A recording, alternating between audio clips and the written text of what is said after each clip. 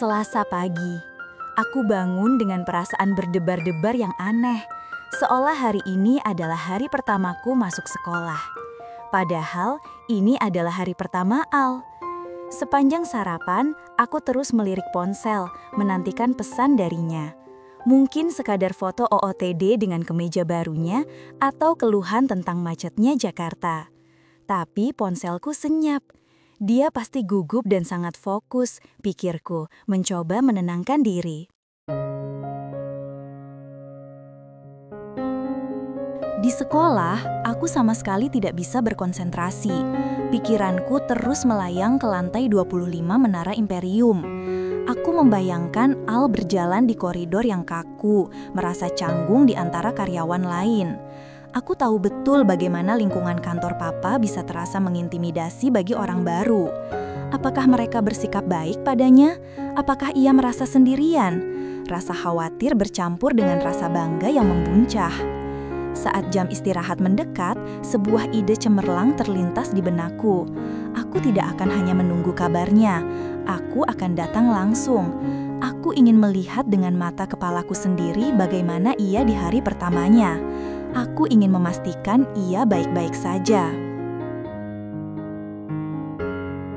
Maka, tepat jam 12 siang, aku sudah melangkah keluar dari lift di lantai 25.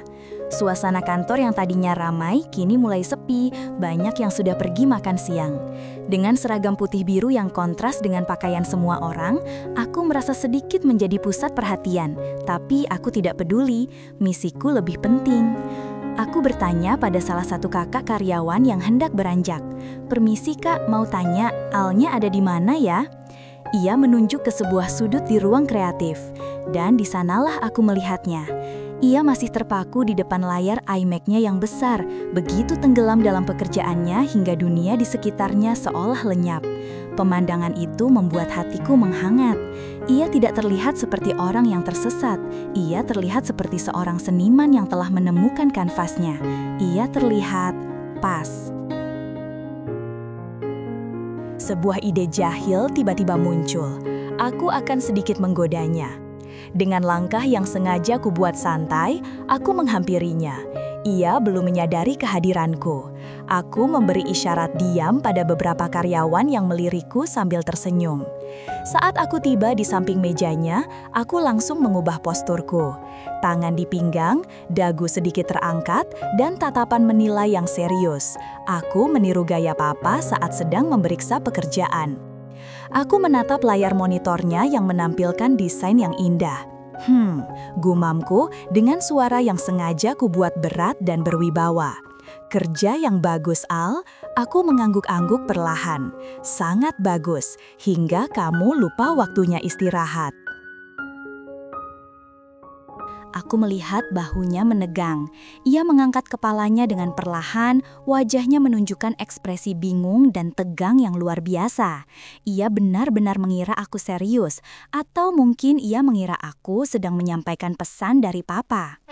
Melihat wajahnya yang panik itu, aku tak tahan lagi. Topeng keseriusanku pecah. Tawa kecil yang renyah akhirnya lolos dari bibirku, memenuhi ruangan yang mulai hening itu.